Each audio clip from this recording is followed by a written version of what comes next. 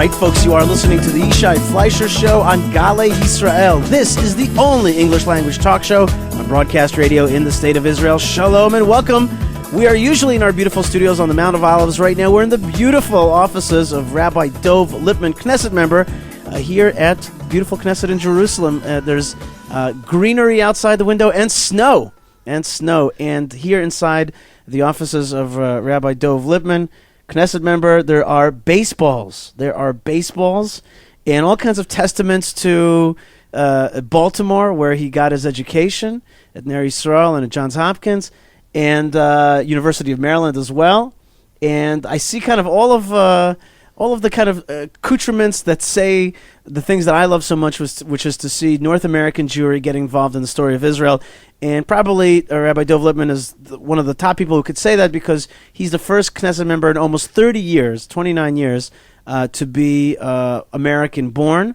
And Rabbi Dov Lipman, it's a pleasure to be with you here in your office. Thank you so much. And don't forget the most important picture, which is my wife and myself and our children getting off our plane 9 years ago on our way into our new life in Israel. 9 years ago, you made Aliyah. I see the Nefesh B'Nefesh plane behind you. I see the Oles stickers. Did you know when you had that Oles sticker on you that you were also going to have the badge of Israel's highest offices?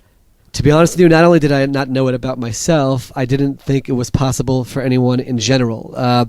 We tend to think that getting involved in Israel is difficult. We have our language barrier, our cultural barrier, and my own experience with the help of God has been to see that everything is possible. Everything is possible. We're living in miraculous times. I tell the story all the time about Hayinu Kecholmim. King David said that our return to being here, we're like dreamers. It's all a dream. We're sitting here in a Jewish parliament, in a Jewish state, after 2,000 years of it just being a dream, and therefore those who come here can also dream big and amazing things can happen.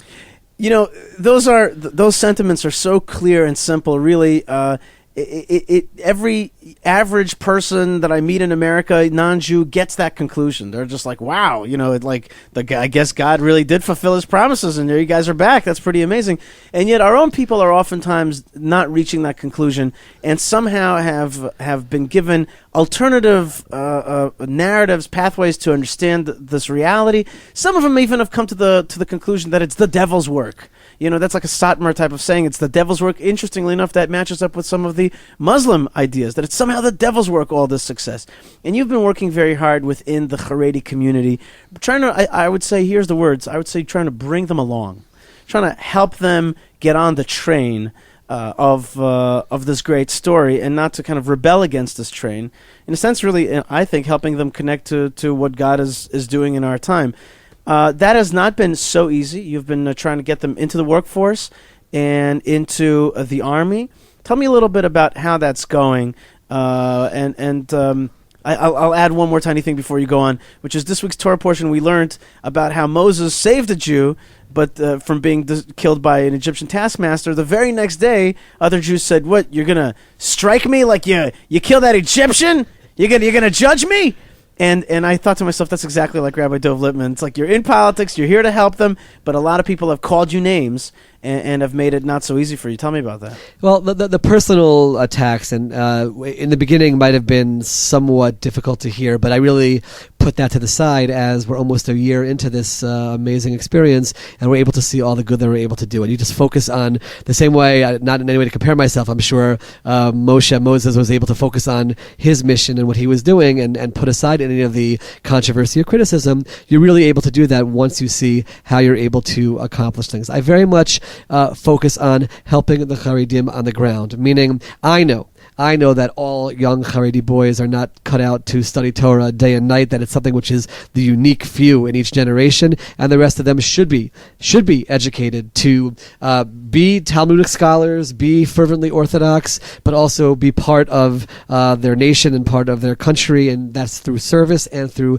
the workforce. We're trying to help people leave poverty. What greater mitzvah, what greater good deed can there be? Not to just keep giving people handouts, but to give them the tools to be able to, for the rest of their lives, sustain their families with dignity. So we're just focusing on day-to-day, working hard and getting things done, accomplishing things on a daily, weekly, annual basis for the behalf of the community. And hopefully down the road, people will look back and say, wow, we got here. And regardless of whether or not I'm identified as being part of that or not, that's not the issue. The goal is to help this large population be part of it. I don't come from the approach of State of Israel, broader prophecies and the like. It's just about living your day-to-day life as an upstanding Jew and someone who also sustains your family and is part of the world, which has always been the Jewish way. And if we were able to do that in Europe and we were able to do that in North America, we can certainly do that in the land of Israel. And there have been movements forward in Haredim, ultra-Orthodox in the workforce. That's for sure. And that's kind of an inner will underneath a lot of, at least who I speak to, which is that they are interested in work, and many of them want to support their families well, and they look to their ultra-Orthodox brothers and sisters in Brooklyn, and they see that they do it very, very well. But the Army issue is a little bit different because it's also it also bundles together a whole Zionist identity, which is not the flavor that they find tasty. But you're right, and I actually put aside my philosophy, my own personal philosophy, which is what greater merit can there be to put on a uniform which says Israeli Defense Forces? There can't be any greater merit for a young person. What honor and what an amazing time we're living in that we can do so. I put that aside.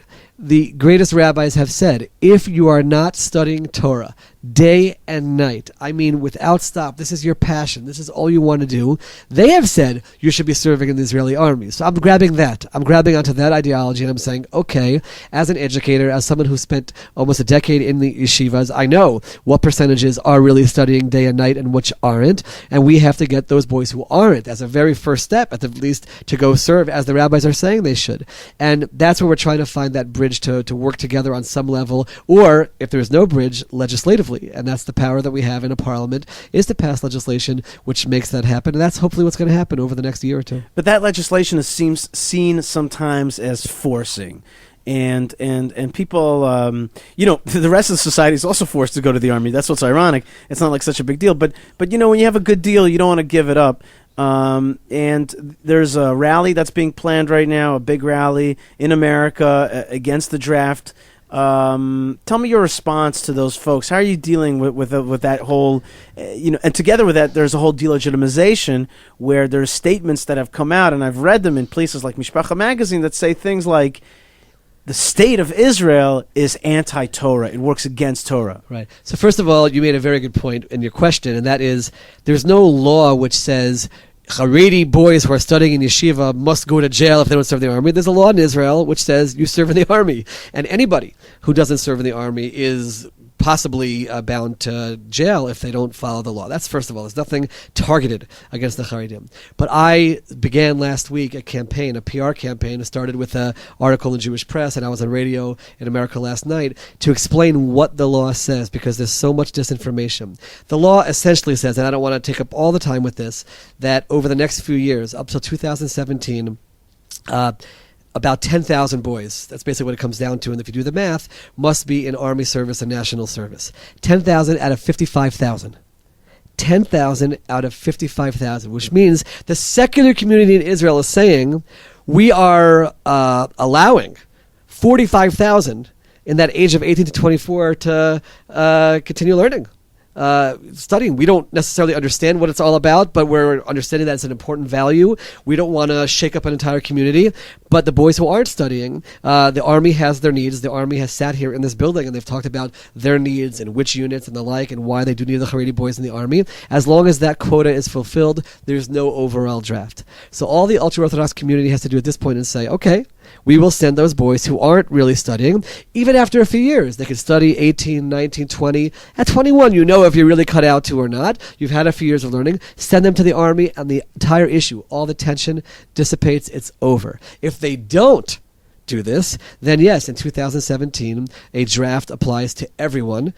1,800 per year, by the way, and the ultra-Orthodox will still be exempt and deferred from serving because that's their service. That means you'll still have a few thousand studying at full-time, but the rest will be bound by the regular law, which applies to your child, my child, and everyone else's child. I didn't understand something. So if the 10,000 don't go in, then everybody goes in? If the ultra-Orthodox community does not provide the boys who are within that quota, which was what the Army needs, and also we know fits into the range of who isn't really studying, at that point, there has to be some mechanism in place to force this to happen, right? Force the quota to happen, so to speak. And at that point, the draft law, which applies to the rest of the country, applies to the ultra-Orthodox community as well, with $1,800 per year receiving a deferment, or they're studying is their service. So we have between now, it's 2014 is starting, we have 3 years for this process to begin, where the ultra-Orthodox side says, yes, all these boys aren't studying day and night, and the rabbis have said they do have to serve. Send them to the army, and there's no overall draft which happens. It seems like a pretty fair law. I wonder, is the Supreme Court going to let it stand? I mean, the last law, the Tal law, was not so very different. And yet the Supreme Court, kind of unhappy with the unequal application of the law to ultra-Orthodox, struck it down. I hope that in this case, this law is going to stand still, because before it was all right. Before the Supreme Court struck it down, it was heading more or less in this kind of path. Well, it wasn't. That's why they struck it down. I mean, the Tal law, which this is replacing, also had quotas, and there were goals. The quotas were not being met, and that was so. What this law is basically changing is it's saying if the quotas are not met, then there is a consequence, and that consequence is constitutional, saying that just like a secular or religious Zionist boy is arrested for not serving, the same thing would happen to an ultra-Orthodox boy. Again, the goal is, and I can tell you, as I sit in the committee, you see the secular community wants to find a way to make this work. This is not some kind of a anti-Torah or anti-religious measure. It's trying to create equality, trying to create a value over all one people. The chief of staff of the army comes in and says, I want a boy to enter the army ultra-Orthodox and leave the army ultra-Orthodox. That's our responsibility to make happen. It's momentous times in Israel. There was, when the state was founded, there was a secular religious clash about what this country would look like. The secular community right now is embracing, accepting the fact there's religion in this country, there's Torah in this country. Now let's find a way to work together. And that's very much what I'm trying to do as a member of Knesset as well, is to work out those compromises to be able to function together as a unit. But the law and the idea and the constitutionality is only part of it. The other part, of course, is the selling it and the propaganda that's very strong against that. So that's going to be a second part of your battle. We're speaking with Rabbi Knesset member Dov Lipman. We're in his office here in the Knesset. Snow outside, and inside it's warm with the feeling of North American Jewry taking part in the building of the Jewish state, now up to Knesset level. You're not only trying to help, how do I make this bridge? You're not only trying to help ultra-Orthodox find better work situation or matriculated to the army, you're also trying to keep the Jewish people healthier. And this is something about you. I've known you before you were a Knesset member. I've known you as a rabbi, as a speaker, educator, writer. I didn't know about Rabbi Dov Lipman, the animal rights protector and defender. We do have a concept of tsar ba'alei chaim, which means we're supposed to abstain from unnecessarily undue harming animals. And a lot of us know, one of my rabbis, Rabbi Chaim Richman, the director of the International Department of the Temple Institute, doesn't eat meat. And he doesn't eat meat for two reasons. One, because there's no temple, and two, because he's very unhappy with the state of meat processing and the whole agro-processing of the meat industry. You've taken it to a place of even introducing an idea into the Knesset that one of my friends rebelled very much against because he's a big carnivore, and that is Meatless Mondays. And a whole host of health-related measures and ideas that you've put out there.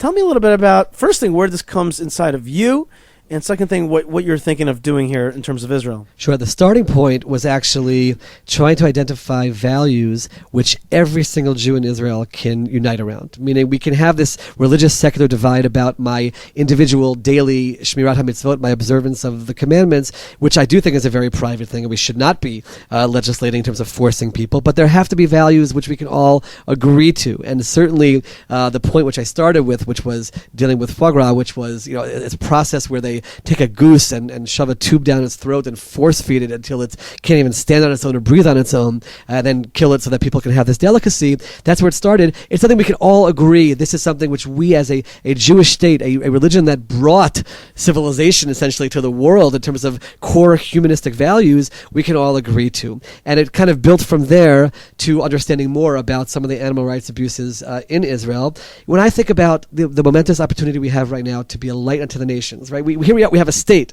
We can be a platform to the world. For what? What are we showing the world? So protecting animals from abuse is one of those things.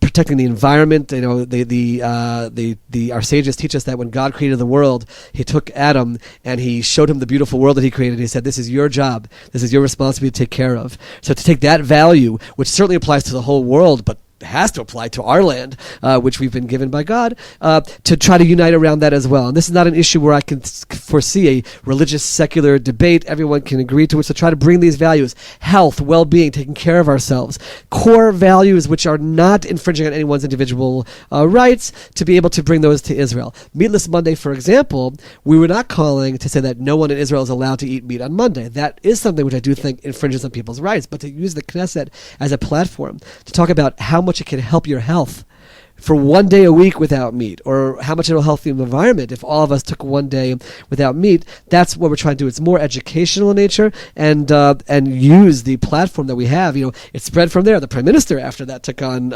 Meatless Monday, and other people are doing it. The Health Minister said she's going to take one day a week. This is the goal. The goal is to get people in Israel focusing on some of these internal issues of what kind of people we are, and to have the opportunity to sit here and be able to work on these issues is one which I take very seriously. Israel, when it was founded, it kind of didn't have time to deal with these issues.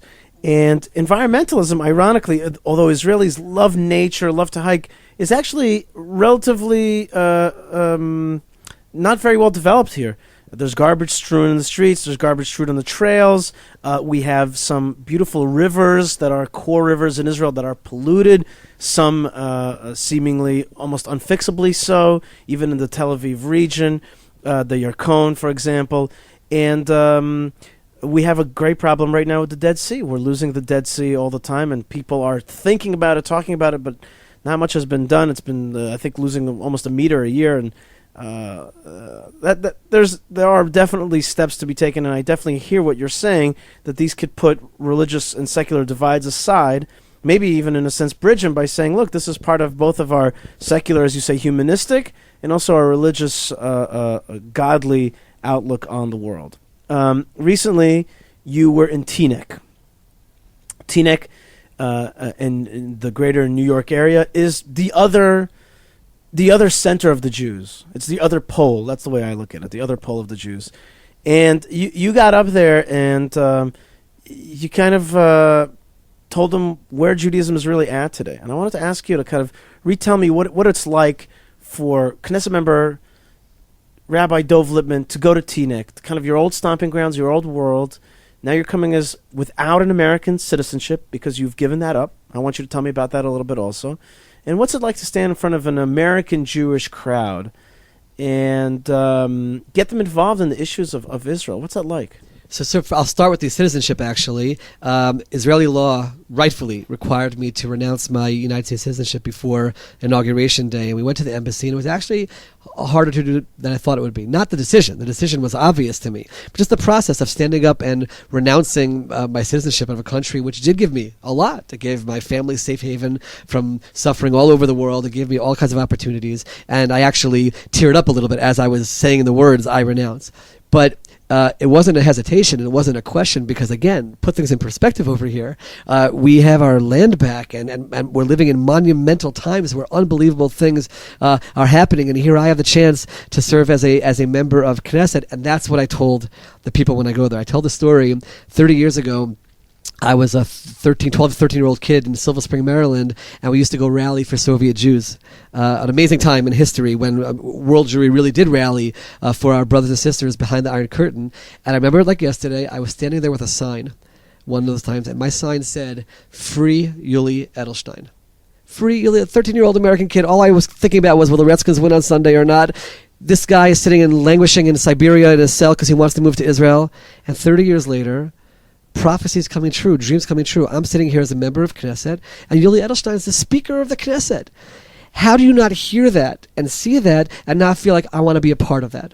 And that's where I start with. You want to be a part of that. And if you can't be a part of that because you're settled, I understand that. I'm not a person who says to everyone, drop everything right now and come. There are complications. You want to have parnasa. You want to have a livelihood. You want your kids to be okay. But raise your children to move here.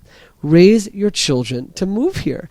Teach them. They're in Jewish day school for 12 years. They're in the building. Let them walk away fluent in Hebrew. Let them walk away fluent with a passion for the amazing times we live in. Teach them the prophecies that are coming true. Yishai, you're looking out my window and you see vegetation growing over here. That's a prophecy coming true. That's not me. Open up the book and you'll see it there. It says when God brings us back, then things will start to flourish again. When we're gone, it's desolate, and now it's there. Don't you want your children to know that that's happening? That yes, you can live in the United States and live a wonderful life, but don't you want them to be part of this amazing process of prophecies coming true? Be part of that. Be part of the future of the Jewish people, which is here in our homeland. And I say it openly, and I say teach them in the schools, and I do hope that people will hear the call. But aside from that, I also do want to work on trying to tangibly make it happen. Try to find a way for Israel maybe to help getting Hebrew into the schools, help get Zionist education into the schools, and really get people fired up about at least raising their children to come back here. And what is that like there? What do you think your reception is? Maybe you have a story or kind of a what I mean, I've been in Teaneck and I've spoken in those places, but what's it like? As a Knesset member, do you feel? Do you get those old pro-Israel folks who are just like, yeah, the country's doing stupid things. You're giving away your land to terrorists, all that kind of stuff, or do you see that there's actually this kind of this click that yes, we can get engaged? I get both. But I get inspired by the positive. Meaning, yes, people say to me, how can you say this? You're in a party which votes for whatever it is. And I always say, I'm willing to have a separate conversation about that and the very complicated, complex issues that are going on in Israel and some of the internal challenges that I have. I'm willing to have that conversation with everyone, but I'm not letting that distract anybody from the fulfillment of prophecies coming true and your responsibility to raise your children about this issue. I always say, we can get to an argument, is moving to Israel an obligation or is it just the fulfillment of a mitzvah? Everyone agrees it's the fulfillment of a mitzvah. You know what? Tzitzit. Wearing the tzitzit is also in that same category. You don't have to put on tzitzit, but we do. Can you imagine an entire community in the North America saying, we're no longer educating our children about tzitzit? They'd be off the path. That's it. You're out of the camp for doing that. You can't do that. Again, I'll take away prophecies. I'll take away the Jewish future. I'll take away all of that. Just on the base level of religious education, how is it not on the radar screen? And then we'll build from there. People hear the message. There is positive response to it. People do hear the message about Hebrew and about the need to just educate our children. They're there for 12 years. They can be fluent in Hebrew and remove one of the greatest obstacles in people's minds regarding Aliyah. It's not really an obstacle, but people's minds. They can't imagine functioning here. Just remove it from the table and teach them Hebrew and teach them Zionism and teach them what's happening. And I'm going to keep going with that message. I'm going to be in England this week and speaking there, being brought there by the Jewish Agency to speak about Aliyah, and I'm excited about it. And that's not my most important role as a member of Knesset. There's laws that we have to pass here and get things in order in the state of Israel. But at the same time, I don't ignore the opportunity that I have in this role to bring that message to diaspora Jewry. And in a sense, you're also representing diaspora Jewry to the Israeli Knesset.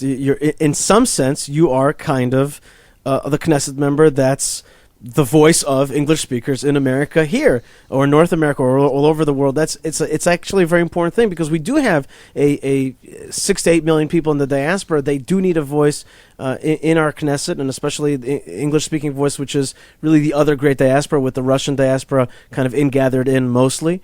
So that's a tremendously important role. I always tell people that Hebrew should not scare you, because you're already pre-programmed with it. All you have to do is kind of bring it out, but it's already there. If you're Jewish, it's part of the package, right? It's part of our subconscious programming. And I'll say, if I was asked what's the greatest obstacle for me, what would have been the greatest obstacle to possibly be a member of Parliament of Knesset, I would have thought it was Hebrew. And I still believe that. Later on, I study Hebrew. I'm learning Hebrew. I'm trying to get better at my Hebrew. That's what I do. But the Israelis are so welcoming of me with my Hebrew, with my accent. They're impressed that after less than a decade, I'm trying to function on this level, and I hope that all people recognize that. Just speak it. And by the way, even if they respond to you in English, that's not an insult to your Hebrew. They like speaking English. It took me a while to learn that. I thought that was a response to my broken Hebrew when it first started happening. It's not. Israelis like practicing their English. They meet somebody who they hear is American or British or the like, that they're going to speak English to you. Keep speaking Hebrew. Keep reading in Hebrew, and we can function here on the highest levels with our challenges in that realm. Well, speaking of that welcoming attitude, what about this party Yesh Atid that you're number 17 at? A lot of people criticize the fact that you're there. They say maybe it's a fig leaf for the party, or maybe, in a sense, you have to change your ideology around, because at the end of the day, this party seems to be, we don't know for sure, but seems to be supporting two-state solution. It seems to be called a centrist party. It has a lot of people in there who are, socialists and kind of the old school secular Israel, rebranded now in this, new party that in a sense took the place of labor and maybe even a tad of merits. And it has, this is the real Tel Aviv set. And here comes this American rabbi with the Baltimore baseball hats and with all that baggage of North American Jewry, rabbinic Jewry, all these things. And in a sense, it's an odd duck. It doesn't seem to be fitting there. People say, well, what is he doing there? Is he is it for him just a place that he could get into, or is it for the party that they have the religious guy on board? So that's exactly what Yesh Atid was. Is this mixture of all kinds of people from different backgrounds? Yes. People who are more left than I am, people who are coming from the right, and people coming from all over, different perspectives, different backgrounds, to try to work together. That's very much what I believe is the challenge of our time. The first 60 years of the state, we were fighting with each other about what the state's going to look like, and in the end, look at that. There's religion in the state, and there's secular in the state, and they're able to sort of establish themselves in their possibly different geographic areas and the like, but they both exist. Now the challenge is, how do we function together? Do we keep fighting against each other for the next 500 years about all the issues, or do we see, are there issues that we can sit around the same table and work out compromise, where I and Rabbi Shai Perron and Aliza Lavi can bring a religious voice and say, listen, we want to grant people their rights, etc., but there are certain red lines we can't cross. Here are possible ways that we can do it while also maintaining halacha, while maintaining this, and that's what we do. And it's the most exciting process to be part of, to be sitting with people who are secular but are very open, and people who will ask you straight, are you able to go along with this? Can we go along with that? And that's the goal. And I think that that's a very important voice in Israeli politics, that kind of bridge between those two worlds, because we still have very secular parties and we still have very religious parties, and we're this party which is a combination of both, saying that we want to try to tackle some of these very, very challenging issues, and that's what we're doing. And therefore I view it as my home politically because of that point, because I'm different, because we are different but saying we want to work together. And I view it as my home because these people have now become family. We're so close. We're getting to know each other. We spend time together, and it's fantastic to be part of, living daily that ingathering of the exiles that we were talking about and all the challenges that come with it. That's exactly what we're trying to do. So in a sense, it's exactly the party you want to be in. From what I understand, you were involved with other parties that were trying to make that bridge as well. I guess you found the home that you're talking about. Tell me a little bit about Yair Lapid, though.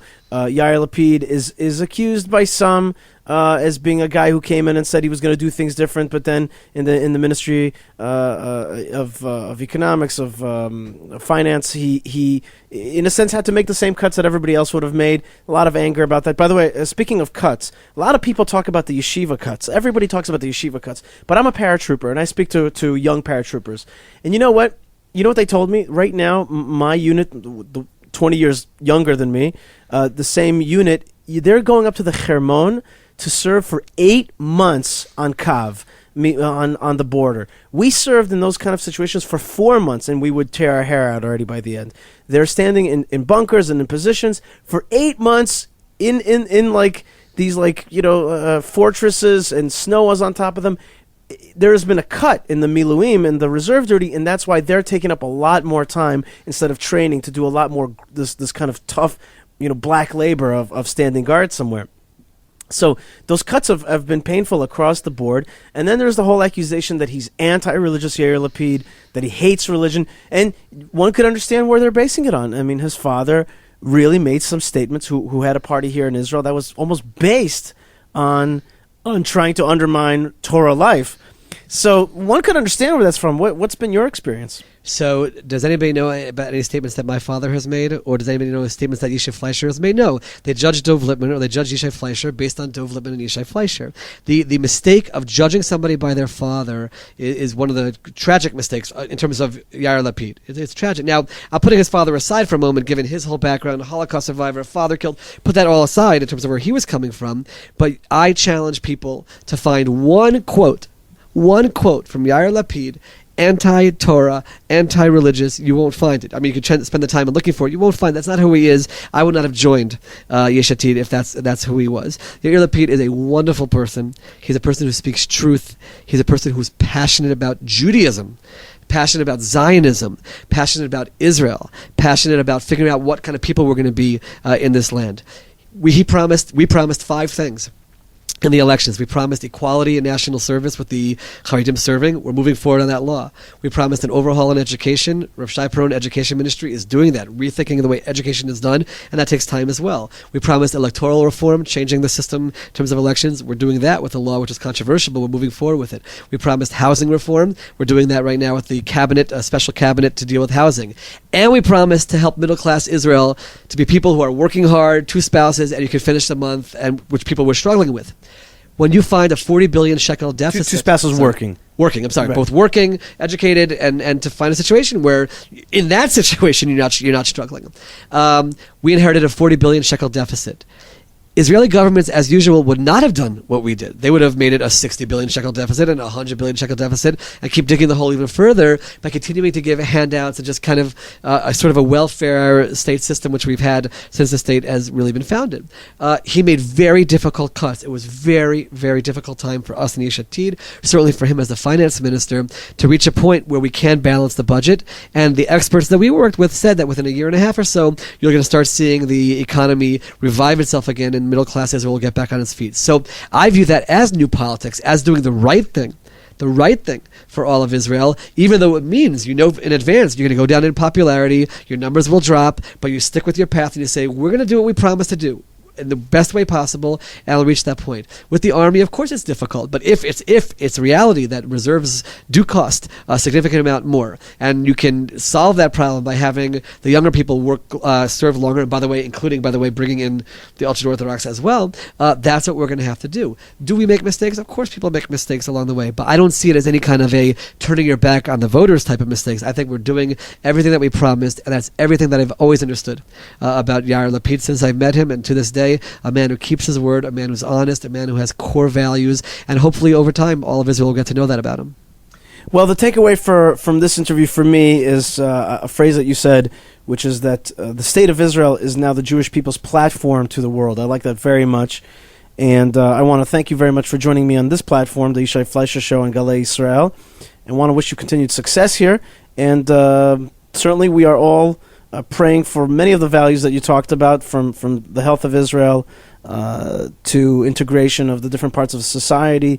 And it would be also good to see less of the rhetoric of hate between Jews around the world, certainly here in Israel, the different societal groupings. We're all coming together from 4 corners of the earth into one tiny little country, and we have different cultures, different backgrounds, and to shed some of those edgy parts and to kind of embrace more, hug a little bit more. And as a chassid recently told me, he said, Ahavat Eretz Yisrael, the love of Eretz Yisrael, goes hand in hand with Ahavat Yisrael, with the love of the Jewish people. Rabbi Dov Lipman, Knesset member in the 19th Knesset here in Israel, in Jerusalem, with snow outside. Thanks so much for being with us. Thank you so much.